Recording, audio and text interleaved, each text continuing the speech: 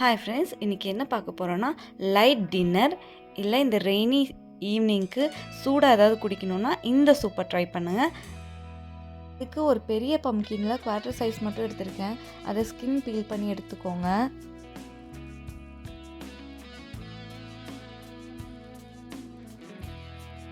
அதை இந்த மாதிரி குட்டி குட்டியாக ரஃப்பாக சாப் பண்ணி ஆட் பண்ணிக்கோங்க.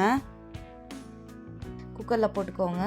அப்புறம் 2 கேரட் எடுத்துக்கோங்க. கேரட் எடுத்து ஸ்கின் பீல் பண்ணிவிட்டு ரஃப்பாக கட் பண்ணி குக்கரில் ஆட் பண்ணிக்கிட்டேன். அது கூடவே ஒரு பெரிய ஆனியனையும் ரஃப்பாக சாப் பண்ணி போட்டுக்கோங்க. ஒரு 10 பல்லு பூண்டு, பெப்பர் முழு பெப்பர் அப்படியே சேர்த்துக்கிட்டேன், சீரகம், அப்புறம் உப்பு கொஞ்சமாக தண்ணி ஊற்றி ஒரு விசில் விட்டு எடுத்துக்கோங்க. அது நல்லா வெந்துடும். க்ரீமியாக இருக்கிறதுக்கோசரம் நான் இதில் தேங்காய் பால் ஆட் பண்ணுறேன். அந்த குக்கர் விசில் வர்றதுக்குள்ளேயே தேங்காய் பால் எடுத்துடலாம். தேங்காய் இப்படி கிரைண்டர்லேயே ஸ்க்ரேப் பண்ணி எடுத்துட்டு, இந்த சூப்புக்கு அரை மூடி தேங்காய் தான் எடுத்திருக்கேன். அரை மூடி துருவி மிக்சியில் போட்டு வச்சுட்டு மீதி அரை மூடியை துருவி ஃப்ரீசரில் வச்சுக்கிட்டேன். நெக்ஸ்ட் டே நான் யூஸ் பண்ணிக்குவேன்.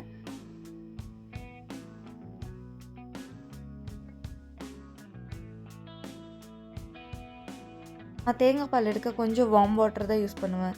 ஈஸியாக தேங்காய் பால் எடுத்துடலாம். இந்த மாதிரி பேக்கெட் மாதிரி ஒரு காடா துணியை ஸ்டிச் பண்ணி வச்சுக்கோங்க. ஈஸியாக எடுத்துடலாம் பாருங்கள். இதை அப்படியே அந்த பாத்திரத்தில் ஃபிக்ஸ் பண்ணிவிட்டு இந்த பாலை எடுத்து அதில் ஊற்றி ஈஸியாக புழிஞ்சிக்கலாம். ரொம்ப கஷ்டப்படலாம் தேவையில்லை. இந்த மாதிரி ட்ரை பண்ணி பாருங்கள். தேங்காய் பால் எடுக்கிறது ஈஸியாக இருக்கும். நம்ம தேங்காய் பால் எடுக்கிறதுக்குள்ளேயே வெஜிடபிள்ஸும் நல்லா குக் ஆகி வந்துடுச்சு. ஆறுனதுக்கப்புறம் மிக்ஸி ஜாரில் சேர்த்து நல்லா பேஸ்ட்டாக கிரைண்ட் பண்ணி எடுத்துக்கோங்க. அரைச்ச பேஸ்ட்டு குக்கரில் சேர்த்துக்கிட்டு கொஞ்சமாக தண்ணி மிக்சியில் கலந்து ஊற்றிக்கோங்க. அப்புறமா தேங்காய் பால் ஆட் பண்ணதும் அடுப்பை ஆன் பண்ணி ஒரு 5 மினிட்ஸ் விடுங்க. கொஞ்சமாக கொதி வந்ததும் அடுப்பை ஆஃப் பண்ணிடுங்க.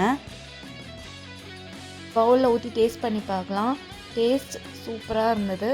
கண்டிப்பாக நீங்களும் ட்ரை பண்ணி பார்த்துட்டு எப்படி இருக்குதுன்னு சொல்லுங்கள். மசாலாலாம் எதுவும் இல்லாமல் நல்லா மைல்டாக ஃப்ளேவர் சூப்பராக இருக்கும். நீங்கள் ட்ரை பண்ணி பாருங்கள். எப்படி இருக்குதுன்னு சொல்லுங்கள், கமெண்ட் பண்ணுங்கள். இந்த வீடியோ பிடிச்சிருந்தா லைக் பண்ணுங்கள், சேனல் சப்ஸ்கிரைப் பண்ணுங்கள். நெக்ஸ்ட் வீடியோவில் பார்க்கலாம். பாய்.